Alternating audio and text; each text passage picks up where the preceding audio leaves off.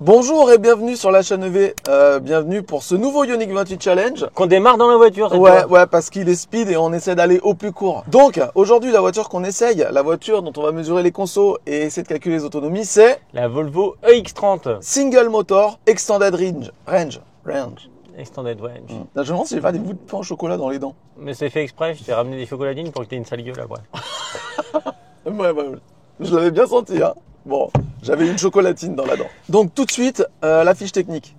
Et c'est parti pour la fiche technique de la Volvo EX30 Single Motor Extended Range. Autonomie WLTP 480 km, batterie 64 kWh net. Type de chimie NMC, transmission au roue arrière, puissance du moteur 200 kW, soit 271 chevaux, couple de 343 Nm. Le 0 à 100 est abattu en 5 secondes 3, c'est énorme. La vitesse max 180 km/h, le poids vide 1850 kg. Au niveau de la recharge, en AC 11 kW, en DC 158 kW en pic et un temps de recharge pour le 1080 annoncé à 26 minutes, mais dans la réalité, on le verra, c'est plutôt 30 minutes. Au niveau du tarif, la Volvo EX30 Single Motor Extended Range est affichée au prix de 44 260 € dans la version de base, mais la version que nous avons est une version plus de milieu de gamme avec une couleur, le jaune, en option, et elle coûte 48 705 €. Donc vous avez vu la fiche technique, on a dit le prix dans la fiche technique, mais Alex, qui vient d'arriver de vacances, moi je l'ai conduite pendant une semaine, lui il l'a pas conduite, il la découvre, donc je vais lui laisser, comme ça on aura deux avis sur la voiture, c'est cool. Et donc toi tu sais pas le prix, et à la fin du test, à la fin de l'autoroute, je vais te demander combien tu mets pour cette voiture, et tu me diras si pour toi c'est bien placé. Donc on présente vite fait à l'intérieur. Allez, bah déjà il y a un volant avec un logo Volvo. Déjà moi je trouve que le volant, donc il est un peu rectangulaire presque. De au-dessus, tu trouves pas que l'arceau il est très haut? On dirait que c'est fait pour que tu puisses bien voir le tableau de bord qu'il y a derrière. Ouais, qui doit être énorme. Bon, il n'y a rien du tout. C'est juste les capteurs de infrarouge là du coup. Ouais, c'est des capteurs. Il n'y a rien du tout, il n'y a rien qui s'allume là. Non, rien du tout. Ah. Donc tout est en matériaux recyclés. En gros, ça c'est de la fibre de lin. On le voit un peu à la gueule du matériau. Tout ça, c'est plastique recyclé partout. Ça se veut très vert en fait, on va dire. D'où la couleur de la voiture. Ah, j'aurais dit jaune moi. Mais c'est jaune. Mais... Ouais. Donc dans la voiture, beaucoup de matériaux recyclés. On se dit très vert, etc. Il y a même ici un petit drapeau suédois là sur le siège ici pour dire genre nous on est suédois, on est bio, on est propre, et c'est quand même une voiture, on va le voir, qui consomme beaucoup et qui vient de Chine. Donc bon, est-ce que c'est du greenwashing? Chacun se fera son avis. Mais enfin Volvo, si vous voulez faire des voitures hyper propres, etc., vous avez un pays qui est décarboné, construisez vos voitures dans votre pays quoi. Un seul écran à la Tesla, sauf qu'il est vertical. Il est plus petit aussi. Que je sais pas si tu te rappelles la XC40. Oui, c'était un Android stock dégueulasse. C'était Windows Mobile limite. Et là, c'est pas mal, tu vois, les menus. Là, c'est les raccourcis de la voiture pour gérer l'éclairage intérieur, extérieur. L'avertisseur de survitesse. Tu as le statut de la voiture, c'est ici, là, dans l'information qu'on va remettre les consos à 0. Et ici, tous les paramètres. Ça ressemble un peu à la Mégane, tu sais, où tu peux tout modifier. Les profils, les machins, la conduite, les assistances, etc., etc. Plutôt propre, non? Ah, plutôt pas mal, ouais. Ouais, ça va vite en plus. Et en plus, tu as plein d'applications. Tu as Apple CarPlay, c'est nouveau, sur une mise à jour très récente, mais tu pas Android Auto. Tu pas Android Auto sur Android Automotive. Par contre, il y a YouTube. Ouais, il y a YouTube. Et en plus, tu as Vivaldi Browser qui te permet d'aller sur Internet et donc voir d'autres types de contenus. C'est plutôt propre, non? Ah, nickel. Par contre, tout ce qui est en haut là, c'est tout petit. Par contre, ouais, en fait, tu vois, je suis assez triste que les années passent et je me rends compte que j'ai de plus en plus besoin de lunettes. Tu vois. Et effectivement, je peux comprendre maintenant le fait qu'on ait besoin d'écrire un peu gros certaines polices pour que ce soit lisible pour tout le monde. Parce que là, c'est en petit. Et je vais te dire un truc, moi, je suis en vert progressif. Donc, je vois bien de près là. Et donc, des fois, je conduis, je suis comme ça.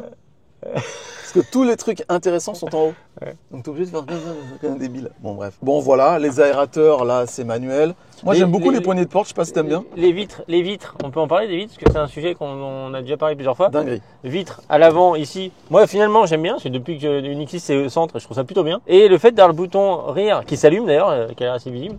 Attends, enlève ton doigt parce qu'on le voit pas. Ouais, si tu veux manipuler les vitres arrière, faut appuyer sur rire.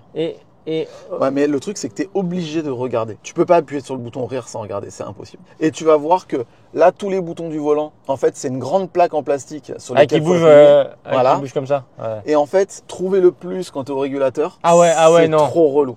Non, sincèrement, c'est Mais moi, trop nul. moi, je veux des boutons. Mais Des des boutons. Ouais. Ou au moins que, tu sais, regarde, là, t'as une petite strie en plastique là qui te permet de savoir Ah, où non, t'es. ça, j'aime pas. S'il y en avait des comme ça, au moins tu sais où est ton doigt. Non, ça, oui, ça, je valide pas. Non. Alors, je le précise, on est tous les deux dans la voiture, mais regardez qui est là. La petite pépette, je vais aller dedans et il y aura bien elle est Ioniq rechargée 28. en plus. Alors, on se met en mode Ioniq 28 Challenge. Donc déjà, normalement, on part à 100% et nous, on va partir à 90. Pourquoi? Parce que à 100%, j'ai fait le test, il y a zéro régène. Mais longtemps. Mais à 99, tu reprends un petit peu, mais zéro. C'est-à-dire que tu pars à 100%, tu es en roue libre. Si on passe la vitesse marche avant, ici on a la barre comme d'habitude avec l'accélération et la régène en dessous, eh ben, tu vois que ça descend même pas dans le vert. Ça va être la première fois qu'on fait un test en partant 90. Voilà, et on rechargera à 90. Mais sinon, on l'handicaperait trop pour la ville, quoi. On met la clim à 22 normalement. Donc que la là- clim, c'est là. Sauf que là, on est encore en mode base chinoise et qu'on descend de température, qu'on des étalonnages un peu particuliers. Ouais, exactement. Donc on va mettre à 25, ce qui, je pense, est bien. Donc ensuite, le mode de conduite. Il n'y a aucun réglage de la régène. Enfin, Ok. si, il y en a un, si tu veux. C'est ça, t'actives ou tu te désactives ici le One Pedal Drive. Ah. Quand tu passes en non One Pedal, quand tu le désactives, tu es quasi en roue libre. D'accord. Ça, une fois qu'on l'a mis, on a besoin de le remettre à chaque fois. Non, par contre, c'est One Pedal marche avant, Il mais marche pas arrière. marche arrière. Ah, Non, c'était lequel arrière, ouais. Le XC40, on l'avait en marche Ouais, arrière. là c'est rampage en marche arrière. Là, tu as un bouton pour annuler l'avertissement de survitesse. Mais ce petit bouton-là, là, ici, là, celui-là, là, Ouais. il est programmable. Et dans les fonctions disponibles, eh ben, il y a viré l'alerte de Regardez, survitesse. hop. Eh, c'est fort quand même. Et donc, le mode de conduite, il n'y en a pas. Donc voilà, on est prêt à partir. Ah non, il faut que je te montre un petit truc que je trouve trop cool. Ah non, il y a deux trucs qu'il faut que je te montre qui sont trop cool. Petit 1, la boîte à gants. Ouvrir la boîte à gants. Ah. C'est rigolo. Alors, elle est petite, mais par contre, c'est vrai que je trouve ça génial que ça s'ouvre pas dans tes genoux. Et ce qui est hyper intéressant, c'est que tu peux la loquer avec un code Ouais, ça, enfin la Tesla quoi. à la Tesla. Et deuxièmement, il y a ce petit rangement, moi je l'adore. Par contre, ça, il n'y a pas de rangement là. Non, par contre, t'as ça, regarde. Ah, je suis sûr qu'il y a un Tu truc fais ça devant. là, Ouais. hop, ça sort en entier. Ensuite, si c'est trop grand, tu le rentres demi. Ah ouais. Et ça, tu peux le virer, le porte-gobelet. Ce qui fait que tu peux avoir un grand rangement, comme ça. Et le jour où tu as des gobelets, tu mets les porte-gobelets. Et tu as un deuxième rangement, alors là, c'est sous ton petit bazar. Ici, tu as une espèce de double fond dans le... Ah oui, tu me dis, il vient d'où ce câble Non, ça, c'est pas très pratique. Et donc, on a parlé des vitres avant qui sont là, mais les vitres arrière, elles sont là. Ouais, j'ai vu ça, ouais. Non, mais moi, je suis d'accord avec toi, les vitres avant ici, c'est trop cool parce Ouais. que le passager, il peut ou fermer les vitres des Non, gosses pendant que toi, tu conduis. et même en fait, tu vois, moi j'ai plus sens maintenant à aimer que tout le régulateur soit ici. Ouais. En gros, ma main gauche, c'est la conduite. Ouais, Et ma main droite, ça peut être le multimédia, les filtres et tout. ouais, Mais pas faire ça, tu vois. ouais, je comprends. Ça m'arrive tellement souvent d'ouvrir la fenêtre latérale. Quand je roule, j'arrête pas de le faire, tu vois. C'est d'accord. D'accord. C'est tout ce que tu as à dire? C'est tout ce que j'avais à dire. Eh ben, c'est bien. Le parcours urbain, c'est environ 17 km dans les rues de La Teste de Buch et d'Arcachon en Gironde. Le dénivelé est très faible et la vitesse moyenne est comprise entre 25 et 35 km/h selon les conditions de circulation. Il fait 16 degrés, il fait un petit peu frais, mais il y a du soleil. Mais est-ce qu'il y a des nanas? J'ai pas l'impression. Hein. Non. Bon, bah on est parti alors. Allez. Alors, donc moi je l'ai depuis une semaine. Je pense qu'au niveau conso, je vais pas adorer. Bah déjà, j'aime bien la couleur, en tout cas. Alors, nous sommes partis pour la ville. En ville, qu'est-ce qui nous intéresse? Par exemple, la régène. Alors, la régène à 100%, on a dit qu'à 100%, il n'y en avait pas du tout. Là, normalement, tu as de la régène. Ouais, ça, c'est... Alors, j'ai l'impression que ça pourrait être plus fort. En tout cas, le stop, elle s'endormait un peu dessus, quoi. Elle a du mal à s'arrêter complètement. Par contre, le bruit du clignotement, j'aime pas des masses. Alors, tu as vu, le clignotant, il est géolocalisé. C'est-à-dire, quand tu mets clignotant à gauche, ça sort dans l'enceinte de gauche.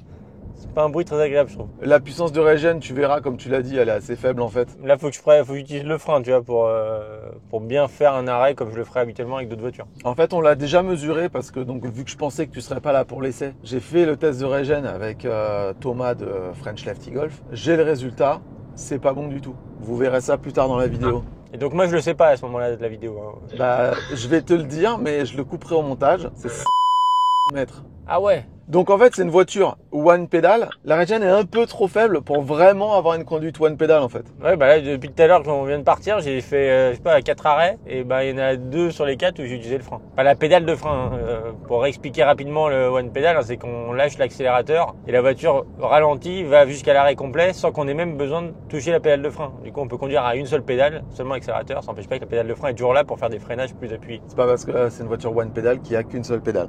On le rappelle, c'est important. Il y a des gens qui le croient. Donc, tu as de la régène au frein. Quand tu freines, ça augmente la régène. Donc, on avait déjà dit pour la Volvo XC40 et puis pour la Polestar 2 que c'est des voitures qui étaient bien gérées au niveau de l'accélérateur, le one pedal, tout ça. C'était assez naturel. Là, je sais pas, tu trouves comment la sensibilité de l'accélérateur? Bah, j'ai pas fait assez de mouvements lents là pour le moment, mais ça me choque pas plus que ça. Ouais, t'as un truc à dire là-dessus, toi? Non, je trouve que c'est pas mal. En basse vitesse, ça se gère bien pour faire des manœuvres. Par contre, ce qui est con, c'est que tu passes en rampage en marche arrière. Donc, tes manœuvres, elles sont trop bizarres. Tu fais une marche avant en one pedal, marche arrière en rampage, marche avant en one pedal. C'est trop bizarre quand tu veux faire un créneau. Ouais. Mais bon, bref. Il y a juste un tout petit truc, un peu comme qu'on avait eu sur la G6, tu verras, je pense. Quand tu es à basse vitesse et que tu fais des passages entre régène et réaccélération. C'est ce que j'allais te dire, c'est ce que je venais de ressentir là, justement. Le feeling à la pédale du basculement, j'accélère, je suis roue libre et je passe à régène, ça fait des petits à-coups que tu as du mal à vraiment affiner. Du coup, c'est pas dans les meilleurs, mais ça va. Enfin, tu vois, c'est pas éliminatoire, quoi. Non. Alors maintenant, on passe au confort. On va commencer par les sièges. Ils sont plutôt mous, non? Ah ouais, tu trouves? J'ai l'impression que c'est moelleux, mais c'est vrai que je m'enfonce pas dans le siège. En tout cas, voilà, au-delà du mi-dur, mi-mou que j'ai du mal à percevoir là. En fait, j'ai du mal à réaliser des voitures où je me suis dit j'étais mal assis.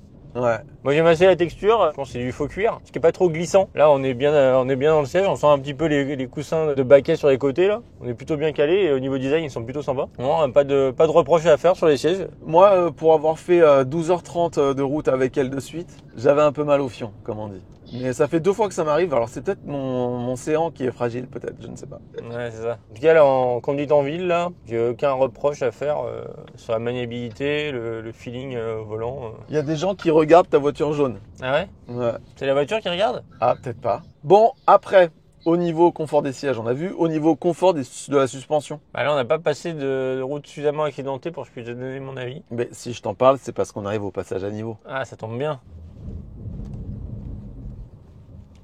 Ouais, ça m'a l'air plutôt ferme, non? Mais c'est pareil, j'ai du mal à juger. C'est exactement comme la 3008 ou la iX2. C'est un peu ferme et en même temps, ça prend quand même du roulis, tu vas voir. Enfin, tu peux pas avoir une conduite de psychopathe avec. Moi, perso, je trouve quand même ça assez confort, ça filtre bien la route. C'est un peu un mi-dur, mi-mou, quoi, la suspension.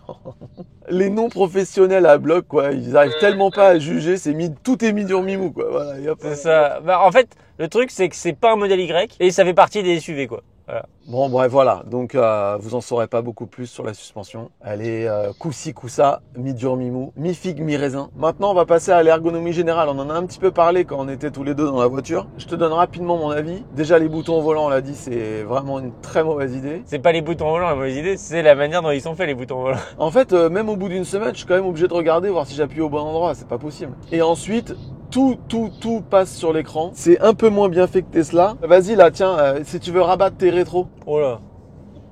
Sur ces voitures. Faut appuyer sur 4 boutons. Voiture, rétroviseur. Voiture raccourcie. Rabattre. Ouais. Les gens qui viennent d'une voiture avec des boutons, ils vont arriver dans la Volvo, ils vont péter un câble. Ah, je sais pas quand même. Ça me paraît quand même plus clair que un OSBM, tu vois. Ah oui, mais dans la BM, t'as plein de boutons pour ça, Là, t'es obligé de tout passer par l'écran et du coup, des fois.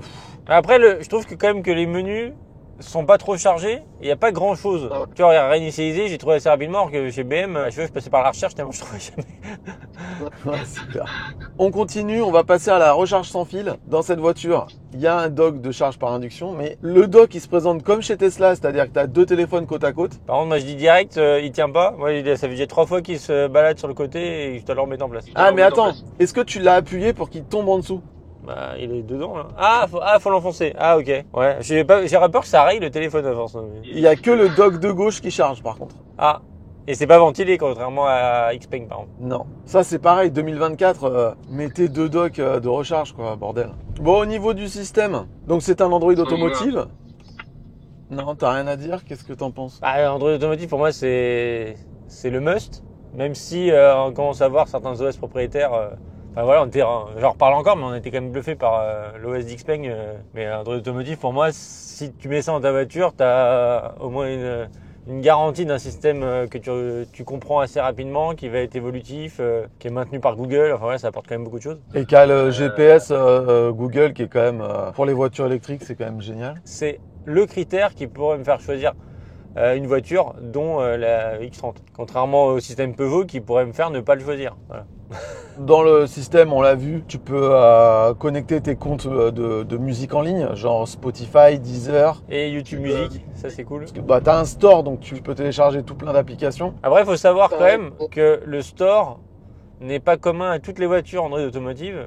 Faut que les applications soient validées par le constructeur. Donc ça, c'est vraiment le gros point fort de cette voiture. Mais bon, malgré tout, à choisir entre cet écran central Android Automotive et l'interface complète avec comme le Scénic ou la Mégane, avec un écran derrière le volant, plus la tablette et tout sous Android Automotive, je vais préférer quand même la partie Renault. Oui, parce que les Renault ont un écran derrière le volant en plus, qu'il n'y a pas dans la Volvo. Ouais.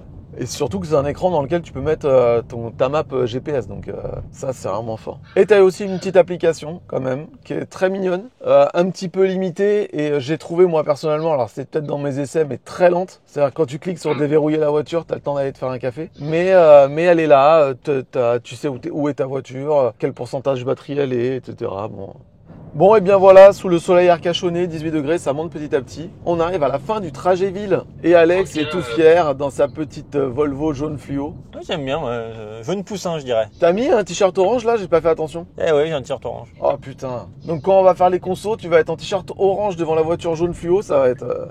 J'aime que les gens puissent calibrer leur téléviseur. Ou perdre 4 dixièmes à chaque œil. Et bien voilà, on arrive. Dernière petite régène. Et ben moi j'ai un petit peu consommé, mine de rien. Je fais un peu moins bien que d'habitude parce qu'il fait frais. Hop, je fais la petite photo. Bon Alex, tu veux qu'on fasse un battle, c'est ça? on a des traditions sur cette chaîne. Ouais. Alors attends, je peux Mais pas filmer attends, au téléphone. Donc je raccroche, tu me fais les 3 coups, on ouvre et après on se parle par la fenêtre. On y va à 3, hein. 1, 2, go. Et pas 1, 2, 3, go. Non, 1, go. non. 1, 2, 3. Ah, c'est pas trop mal quand même. Non, arrête, je l'ai explosé. Non, exploser, non. Mais bien sûr. Exploser, c'est quand la vitre est encore à la moitié. C'était quasiment là. Je vous mets replay.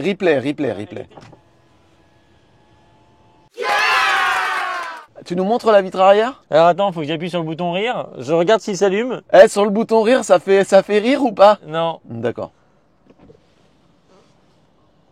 En même temps, il y a un custode. Ouais, bah oui, bravo, voilà, c'est ça qu'on veut. Après, vas-y, passe derrière. Est-ce que tu peux t'y mettre? Le custode, il gêne quand même pour mettre le bras. Bah, c'est à ça que je regardais, justement. Je me disais, le custode, il est quand même balèze, donc du coup, le coude.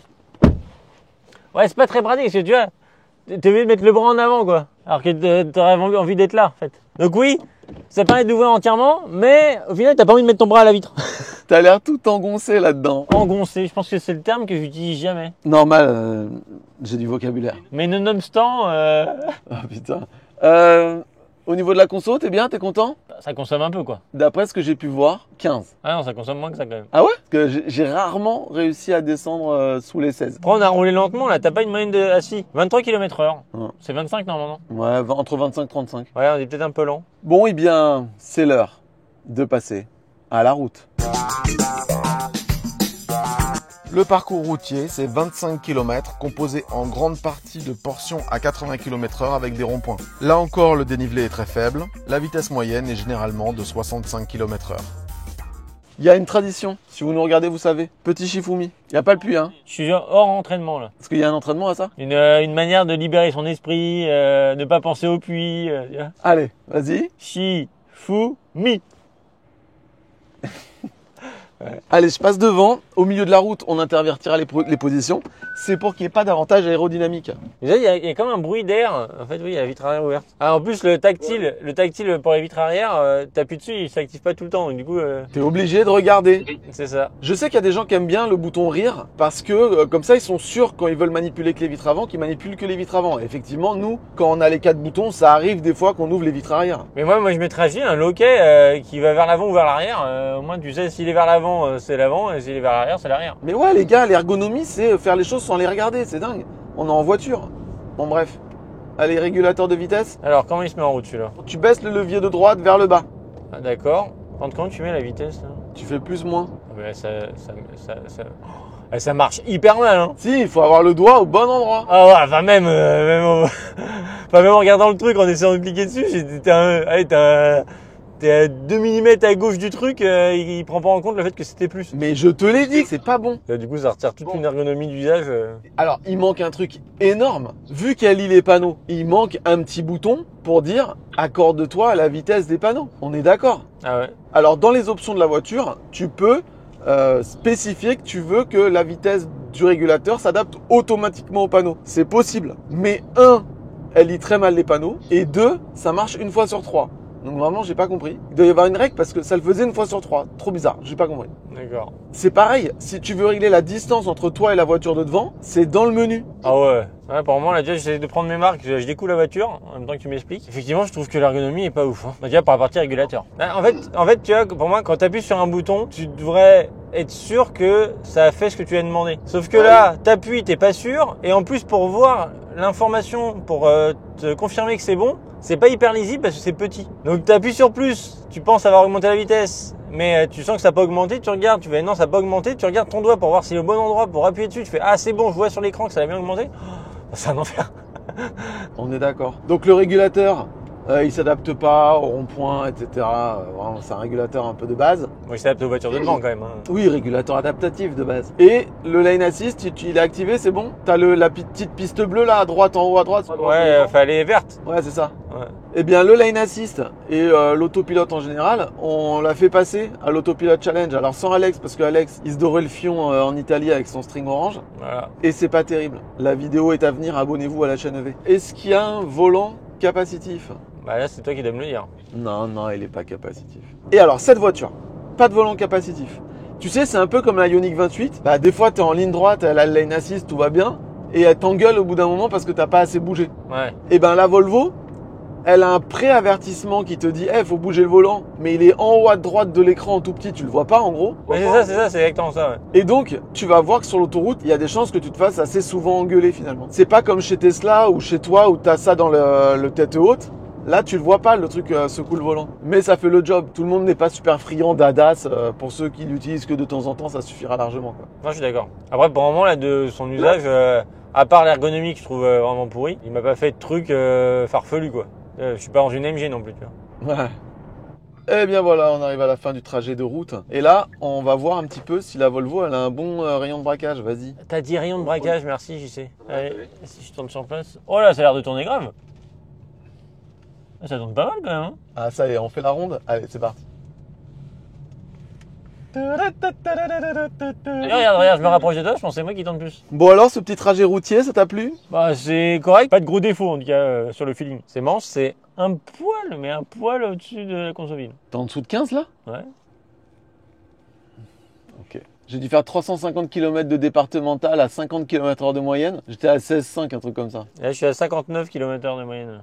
Trop bizarre. Bon, bah écoute, elle doit être dans des bonnes conditions, tant mieux pour elle. Moi, j'ai une conso coup-ci, coup-ça. Ah. Bon, eh bien, maintenant, on va passer sur l'autoroute. Ça va peut-être moins rigoler là. Tu vas me faire la fanfaronne. Allez. Le parcours autoroutier, c'est environ 90 km en aller-retour sur l'A660 et l'A63 en direction de l'Espagne. Là aussi, le dénivelé est très faible, le point d'arrivée est à la même altitude que le point de départ. La vitesse moyenne est généralement comprise entre 110 et 120 km/h. Allez, un petit Shifumi? Shifumi. Oh! Shi. Je sais ce qu'il va faire, je sais ce que tu vas faire. Shifumi. Je suis rentré dans sa tête. En sachant que ça change rien, je refais une photo parce que pour être sûr, hop. Bon allez, on est parti pour l'autoroute. Alors déjà, la première chose que tu vas faire, laisse-moi prendre un peu d'avance et tu vas me faire une petite accélération pour te mettre à 130 et tu vas me dire comment tu vois ça. Parce qu'elle donne quand même le 0 à 100 pour 5 secondes 3 ou 5 secondes 4, je crois. Je sais plus. Ouais, c'est comme ma Ioniq 6, quoi, ça serait abusé. Allez, j'attends que ça passe et je m'insère. T'attends. Ah oui, ça part, et si ça part. Ah, ça part bien quand même, hein. Mais oui, c'est incroyable. Ah ouais, là, entre ça et 3008, c'est rien à voir, c'est un missile, là. Ah ouais, comment ça part? Ah, ça marche super bien, hein. Et dis-toi bien que ça, c'est la petite version qui a une version 2 moteurs à 400 et je sais pas combien de chevaux, quoi. Ah ouais, non mais là, ça marche, hein. Souvent, je te dis, on accélère, je fais ouais, ça marche vite fait quoi, tu vois. Quelqu'un qui passera d'une thermique à ça, il dira que ça marche, mais c'est pas fou. Là, ça marche. Voilà. Là, on a une voiture qui pousse quoi. Et en plus, c'est une propulsion, ce qui fait que t'as pas ces petites sensations désagréables dans le volant. Ouais. Non, c'est vrai. Non, c'est vrai. Non, j'étais concentré sur la voiture de derrière qui me revient et la Fiat 500 qui avance plus à ma vitesse, c'est relou. Donc je vais accélérer un peu histoire de. Ah, je peux pas mettre le régulateur au-dessus de 130 ? Eh non, C'est abusé. que tu sois en autopilote ou juste en régulateur, c'est 130 max comme la Smart Hashtag One qui repose sur la même base. On est d'accord que ça c'est relou ? Ah ouais, non, mais ça c'est rupture d'achat là. Ça y est, le bon de commande, il a été annulé. En plus, le truc c'est que cette voiture, j'ai calculé, quand t'es à 130, elle roule à 127 quoi, 126, 127 on va dire. Ah ouais, en plus. Si tu veux rouler à la vitesse réelle, tu ne peux pas. Tu ne peux pas te mettre à 135. Bah au moins tu restes sur la voie de droite et tu te fais doubler et c'est peut-être pas trop fatigant mais c'est chiant quand même. Bon par contre tu vois là sur le début de parcours sur autoroute, le lane assist me convient. Là quand il rentre dans la voie je sens qu'il le prend mais le volant est pas trop dur. Enfin il est dur mais je sens que je peux reprendre la main sans avoir la sensation de lutter contre la voiture. Si je mets le clignotant, là le volant se libère et je peux changer de voie hyper fluide. Là par contre très bien. Ah bah tiens d'ailleurs, il y a un changement de voie auto sur cette voiture. Il n'est pas activé parce qu'il marche vraiment trop mal. Enfin vraiment, quand tu sais le changement de voie auto, quand il marche pas à tous les coups, tu désactives, ça sert à rien, c'est trop relou quoi. Et comment tu changes la distance du régulateur ? Tu fais menu voiture, réglage, conduite je crois. Il y a des reflets du coup je vois que dalle sur l'écran. Ah ouais alors là c'est un défaut de l'écran, moi je trouve qu'il est incliné de telle façon que tu as tous les reflets du soleil. Là, tu vois tes traces de doigts, tu vois tout quoi. Ah, et de changement de voie, vas-y, je vais l'activer. C'est bon, je l'ai. Ah là, elle me montre que je peux changer de voie. Je vois la petite case verte sur le côté. Ici, là, je sais pas si on le voit bien, la caméra, mais. Ah, bah là, elle y est plus. Sans qu'il y a la voiture qui arrive. Et pareil, c'est vraiment une voiture où il faut regarder l'écran dès que tu veux faire un truc en fait. Il faut regarder, voir si t'as la case verte. T'as la case verte, oui, tu peux changer de voie. Voilà, là, il y a la case verte sur le côté. Je mets le clignotant. Voilà, il me dit les deux changements de fil. C'est très bizarre. En plus, c'est écrit tout petit. Je sais pas trop si c'est lui, enfin j'ai l'impression que c'est lui qui l'a fait, mais il y avait deux messages en rouge qui sont apparus. Non, franchement, moi je l'avais désactivé, c'était trop compliqué. Bon alors, quand on prend l'autoroute, c'est pour faire des longs trajets. Donc qu'est-ce qui est important pour les longs trajets ? C'est la vitesse de charge. Et là, Volvo indique une vitesse de charge pour faire un 1080 de 26 minutes. Alors sur le papier, ça me paraît pas mal ça. Et oui, mais ça c'est sur le papier parce que moi en tout cas, j'ai fait plusieurs charges avec. Jamais de ma vie, je suis arrivé à ces 26 minutes. Celui que j'ai fait récemment chez Shell Recharge qui m'a permis de faire la courbe de recharge qui est disponible sur la chaîne ev.fr, rubrique courbe de recharge. Un sacré boulot JC. Ouais, c'est super sympa de rester 45 minutes devant une borne à prendre des photos toutes les minutes. Eh bien, moi j'ai eu 30 minutes pour faire le 1080, ce qui est pas dégueulasse. Hein. C'est juste 4 minutes de plus que ce que Volvo annonce. Voilà, 30 minutes, ça reste raisonnable, je trouve. Les plus rapides, c'est en dessous de 20 minutes. Et moi j'apprécie, mais c'est souvent la voiture qui est prête avant nous. Entre 20 et 30 minutes, c'est le temps, pas le bon temps en fait. Pour moi, c'est un critère d'une voiture aujourd'hui, il faut être entre 20 et 30. Et au-dessus de 30, là on commence à attendre la voiture et là c'est un peu long. Donc là, elle est complètement dans les clous. Donc je vous affiche la courbe de charge. On voit que c'est une courbe de charge qui fait plein de petits paliers. Tu sais, c'est pas une courbe descendante à la Mégane, tu sais. Et là, je vous mets la courbe de charge de cette voiture comparée à la courbe de charge de la Mégane. Vous allez halluciner la différence, quoi. Donc en tout cas, sur la partie recharge, si vous devez faire des longs voyages et que vous hésitez entre la Mégane et le X30 sera plus adapté. Alors, on va voir par rapport à la conso, mais ouais. Et même, je vous mets la courbe de recharge de cette voiture comparée à la Tesla Model Y propulsion avec les batteries de Chine. Et vous allez voir, elle a rien à envier, hein, franchement. Elle met un peu plus de temps parce que c'est une batterie 66 au lieu de 60. Mais sincèrement, ça charge bien cette voiture. Sinon, on parle de charge, il faut parler préconditionnement de batterie. Cette voiture est équipée d'un préconditionnement automatique quand tu pointes une borne de recharge sur ton GPS. Et alors ce qui est hyper intéressant, alors c'est mal fait mais c'est intéressant quand même, c'est que quand le préconditionnement se met en route, tu as une pop-up sur l'écran qui te dit le préconditionnement de la batterie vient de s'enclencher. Donc ça te l'indique, mais ça reste 10 secondes. Donc si tu l'as raté, tu le sauras pas quoi. C'est le minimum qu'on attendait sur la Mégane d'ailleurs. Est-ce que tu peux te caler derrière le camping-car là et voir si la voiture accélère quand tu doubles? J'essaye, là je suis à 97. Change de voie. Ouais, si, par contre, ça accélère presque dans la voie, par contre. Ouais, mais ça accélère ensuite. Ouais, par contre, non, là, il y a besoin de réaccélérer. Là, je suis remonté à 130 rapidement. Non, là, franchement, sur autoroute, pour moi, aucun souci de faire des longs trajets, quoi. Et donc, le gros point fort de cette Volvo, c'est qu'elle a un planificateur d'itinéraire, le planificateur Google. Sur le trajet aller, quand je l'ai redescendu de Paris, elle m'a fait deux dingueries. La première, c'est que je lui ai dit je veux pas passer par les autoroutes ni par les péages. Et elle voulait me faire charger sur une Ionity sur l'autoroute en prenant un péage, j'ai pas compris. Android Automotive, il est mignon. Quand tu lui dis évite les péages et les autoroutes, il te fait prendre une autoroute et un péage. Il est débile. Et le deuxième, c'est qu'il y a un arrêt. Elle me dit de m'arrêter et de charger jusqu'à 91% et que j'arriverai à la bande d'après à 55%. Il y a marqué recharger jusqu'à 91% au moins, n'importe quoi. Votre prochain arrêt, Tesla Supercharger, dans 172 km, j'arriverai à 52%. Il me fait charger à 91 pour arriver à 52% après. Là, ça n'a aucun sens. Ça, j'ai pas compris non plus.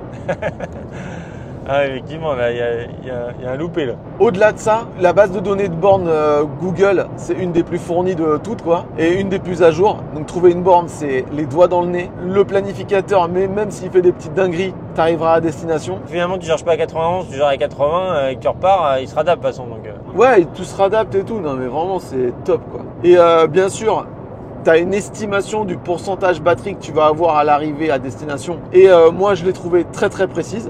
Donc ça, c'est vraiment top. Le planificateur, il te dit donc que tu vas arriver à tant de pourcents. Quand tu arrives à tant de pourcents, il te dit de charger jusqu'à tant de pourcents et que tu arriveras à tant de pourcents à la destination d'après. J'ai eu une fois une dinguerie, mais sur les autres fois, ça a bien marché. Tu peux faire un filtre, dire je veux aller que chez Ionity. En payant chez Ionity, tu iras que chez Ionity. Tu peux dire je vais aller que chez Tesla, tu iras que chez Tesla. Je trouve que c'est génial. Alors par contre, sur la Mégane, tu peux définir des pourcentages batterie minimum à destination, par exemple, que tu l'as pas encore sur la Volvo, mais je pense que ça va arriver. Enfin même tu fais OK Google, tiens OK Google, comme ça il y a tous les téléphones qui s'activent. Trouve-moi la borne de recharge la plus proche et zou, ça te trouve la borne de recharge la plus proche quoi. Et c'est pareil, tu fais une planification, ça te sort une borne, tu dis je l'aime pas, tu fais remplacer, tu as toutes les bornes autour, tu choisis celle que tu veux, ça recalcule tout, enfin c'est génial quoi. bah, c'est tout ce qu'on attend, en fait. En même temps, tout ce qu'on avait déjà trouvé sur Mégane ou Scénic, quoi. Et si vous voulez en savoir plus sur l'utilisation de ce planificateur, ce que je vous invite à faire, c'est de regarder notre vidéo qu'on a déjà publiée. Est-il possible de faire un long trajet sans passer par l'autoroute? Je l'ai fait avec cette EX30 et j'ai utilisé le planificateur, donc n'hésitez pas à aller la voir. Je vous mets la vignette ici, le lien est en description. En tout cas, là, j'étais dans mon rétro. Moi, je trouve la couleur, elle déchire, je l'adore. Je trouve les feux avant, ils déchirent. Ils font vraiment très futuristes. Je trouve que c'est vraiment une belle petite voiture, même si j'aime pas les SUV. En plus, ça fait plaisir. Je trouve les marques qui proposent quand même des couleurs un peu flashy.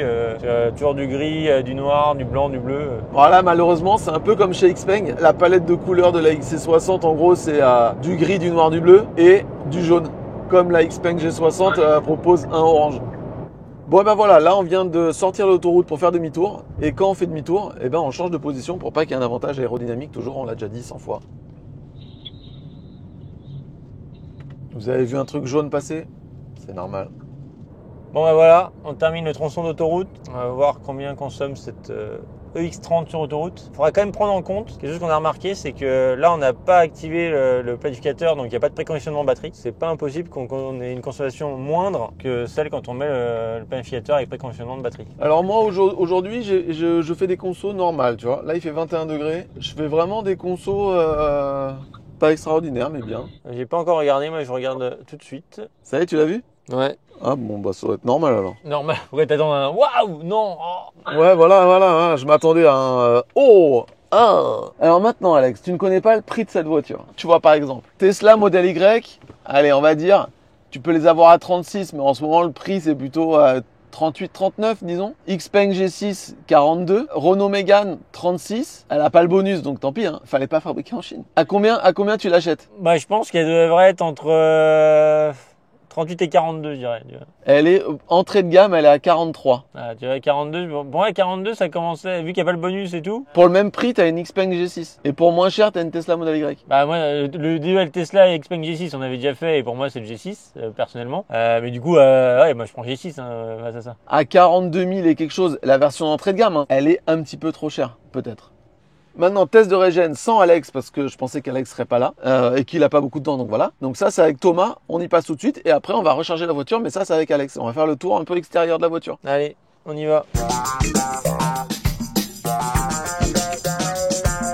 Pour ce test de régène, je suis assisté de Thomas, French Lefty Golf. Oh là là, mais combien va-t-il faire à ce test de régène? Telle est la question. Alors on est parti, donc en principe sur la chaîne EV, vu que je regarde 100% de leurs vidéos, c'est entre 120 et 150 une bonne régène.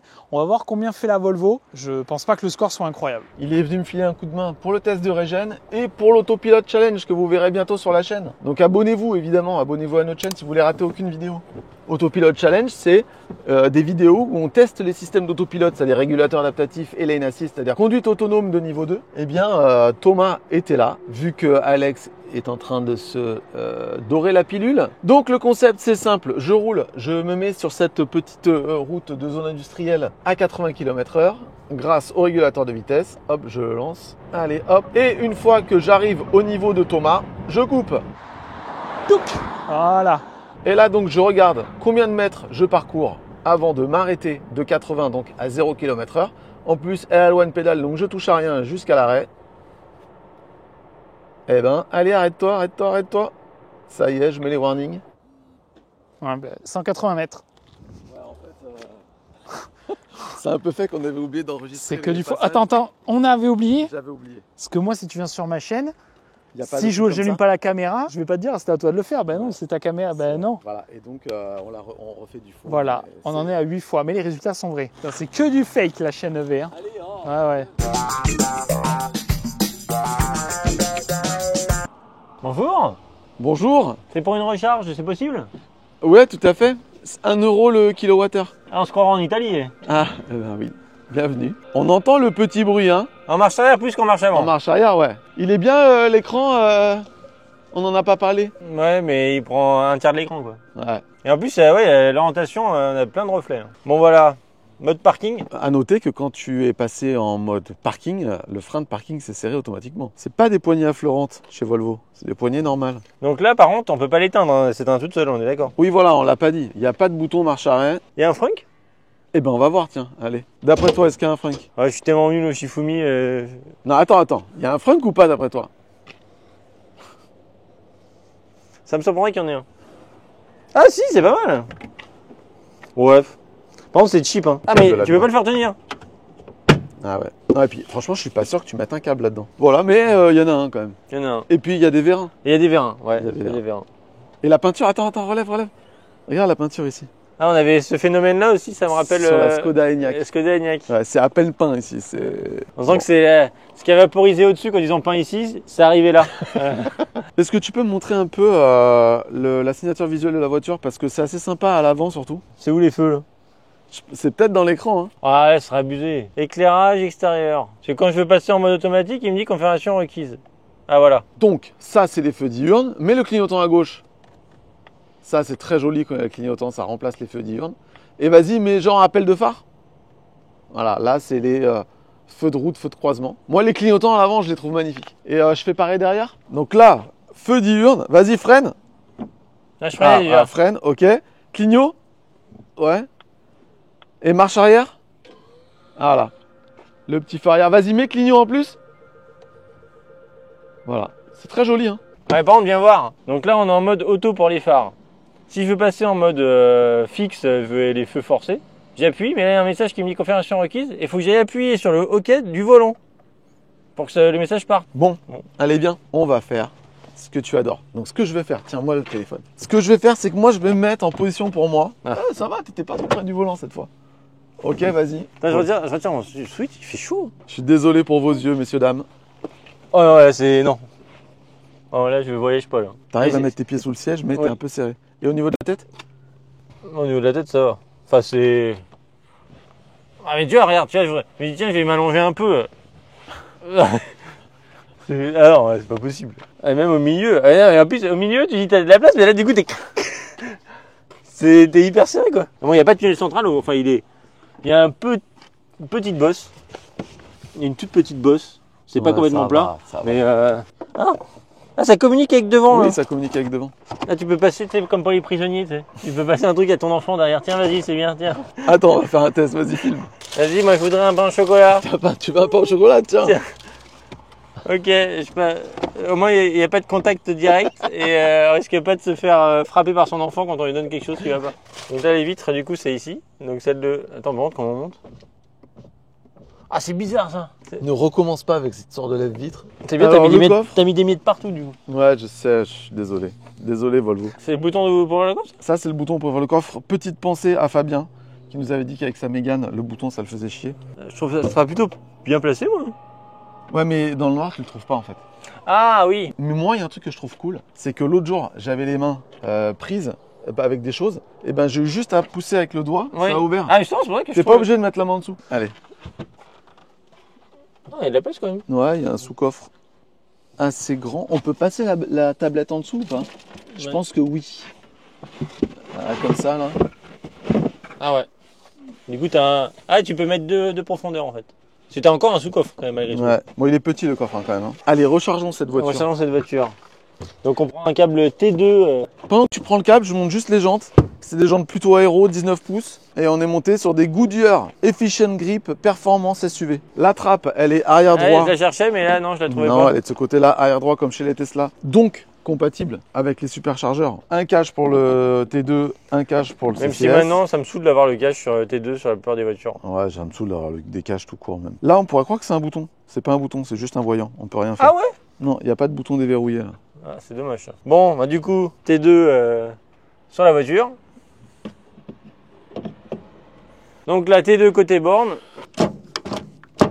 Hop. Et voilà. Et donc, si on veut une borne comme ça à la maison, Bah, il suffit d'aller sur le site lachenv.fr, rubrique pose de borne, il y a un petit formulaire à remplir, des informations assez basiques, et vous serez contacté jusqu'à 3 artisans. C'est gratuit, c'est sans engagement, et au moins vous faites appel à un professionnel. c'est peut-être un peu près. Peut-être. Il y a deux choses que je voulais montrer, dont on n'a pas parlé. C'est le rétroviseur. Donc en fait, le miroir, il est fixe sur le rétro. C'est pas le miroir qui bouge à l'intérieur du rétro. Quand tu règles les rétros, c'est tout le rétro qui bouge. C'est joli, moi je trouve que C'est joli, mais je pense que c'est plus fragile. Je sais pas. Et deuxième chose, est-ce que Il y tu a- peux il y a nous montrer la clé? Il y a un petit portefeuille Ouais, ça, de c'est clés. classe. Ça c'est classe. Il n'y a pas de clé physique? Il n'y a pas de bouton? Non. Donc en fait, s'il y a une fermeture et une ouverture à l'éloignement, et en fait, ici c'est un peu comme chez Tesla, tu as ce petit truc, si tu peux le passer là, ça le ferme si tu veux. Ou sinon tu peux faire ça aussi, je pense. Ouais. Ouverture et fermeture à l'éloignement grâce à ça. Le problème, c'est que ça marche pas aussi bien que chez Renault, par Alors, exemple. est-ce que c'est le coup de ça marche pas côté passager est vrai? Ça c'était Didier de Mac Forever qui l'avait remarqué. C'est vrai que c'est quand même un défaut. Tu veux aller chercher quelque chose dans ta voiture, t'es côté passager, tu peux pas ouvrir la voiture. Ah. Elle était Bah, pas c'est fermée. ouvert. Elle était pas fermée, je crois. Hein Ah, attends, vas-y, éloigne-toi, viens. Ouais. Je crois que le micro va plus capter. On Go. est assez loin là. Je vais me casser la gueule. Donc Vas-y. là on arrive côté passager. On Ouais. dit tiens j'avais besoin de récupérer le sac de ma femme Ah, c'est et la ouvert. porte est ouverte. Donc ça marche très bien, donc rien à dire Bon, en fait. bah, Bon, bah, voilà. C'est juste que là on peut pas par contre la verrouiller par l'extérieur. Ouais. Et du coup si vous la verrouillez là je pourrais pas. Éloignement. J'aime avoir une démarche naturelle. Voilà, et c'est fermé. Bon, Donc bah, rien à dire. Autre petite chose, on vient de le remarquer là. Là-bas, la borne, parce elle qu'on est verra bleue. bien. elle charge. Ouais. D'accord? Vas-y, rapproche-toi. Avec la clé, Voilà. elle va se déverrouiller. Elle se déverrouille et là-bas, la borne, elle Paf, s'arrête. Elle arrête de charger. Donc comme sur la 3008, quand tu t'approches de la voiture et que tu la déverrouilles, ça coupe la charge. En fait, dès que la voiture est déverrouillée, elle permet pas de charger en même temps qu'elle est déverrouillée. Alors je pense que si tu la laisses déverrouiller longtemps, la charge reprend. Bah justement, ça je voudrais voir, parce que c'est quand même hyper important comme critère. Je pense que c'est juste pour que tu t'approches, hop, ça déverrouille la prise directe et puis tu puisses la prendre tout de suite. Que tu puisses la débrancher dès que tu veux. Ouais. Je Alors pense là, qu'on- Je pense qu'on attend pour rien, je pense qu'elle se remettra pas en route. je suis sûr que si. Ouais. Ouais. Ah, Eh bien voilà, je le savais, j'avais raison. Comme d'habitude, la charge a repris au bout de 1 minute, 2 minutes. ouais. Moi, je voudrais parler d'un truc pendant qu'on parle recharge. Regarde ce qui est affiché ici.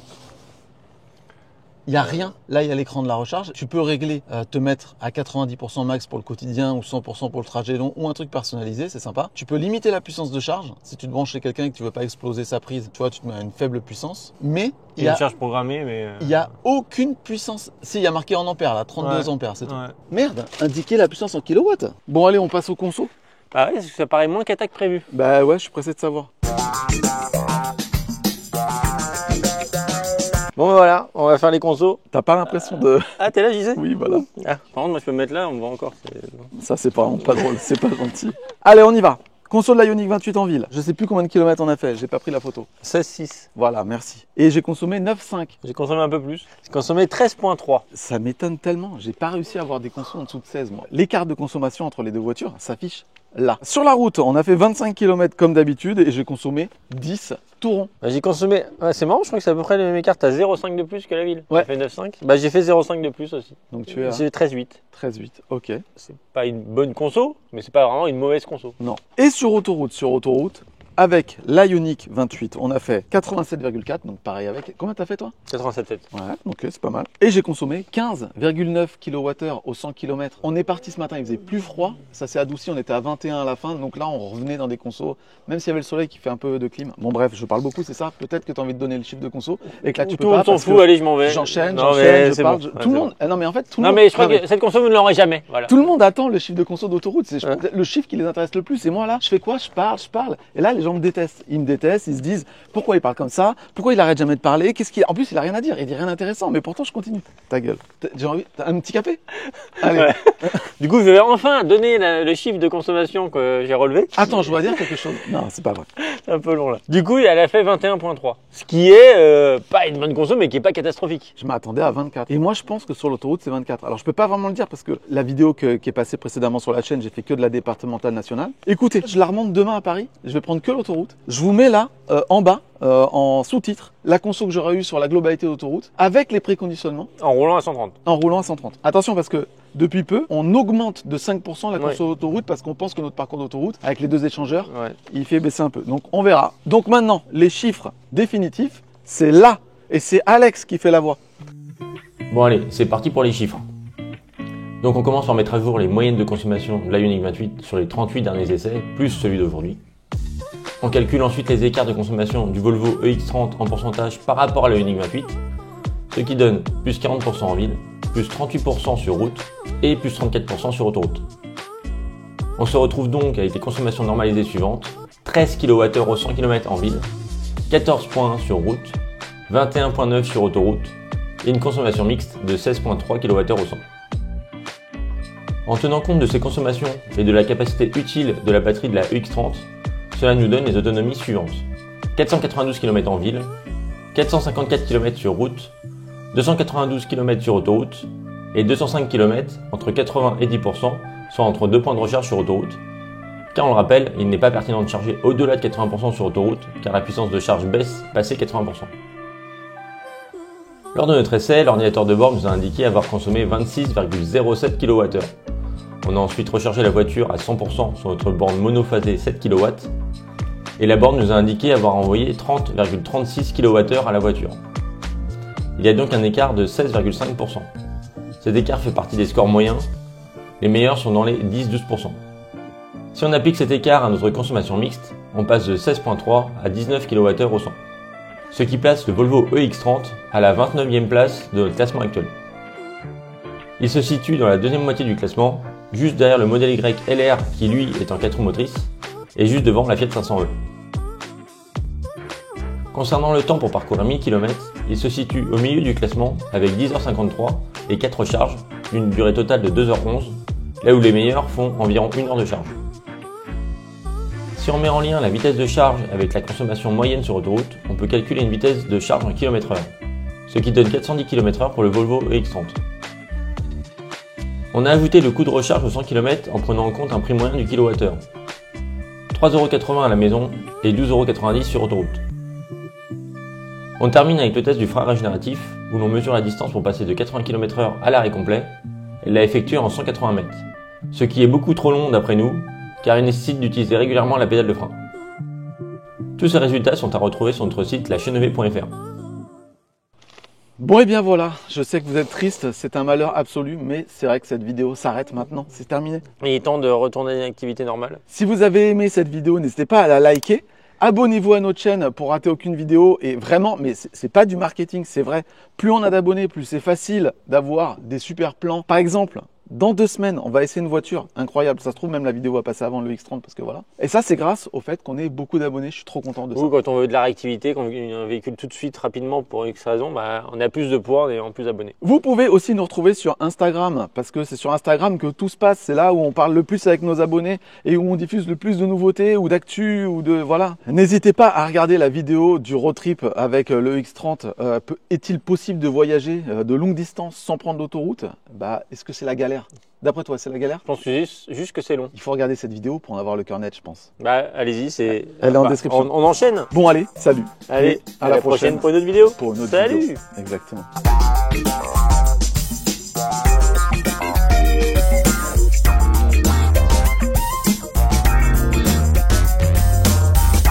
Faudrait que tu passes à l'intérieur de moi pour que je t'ai en vidéo. Ça me fait peur quand tu dis ça. Que dès que c'est sorti de ma bouche, j'ai dit ah non, ça c'est pas bon du tout.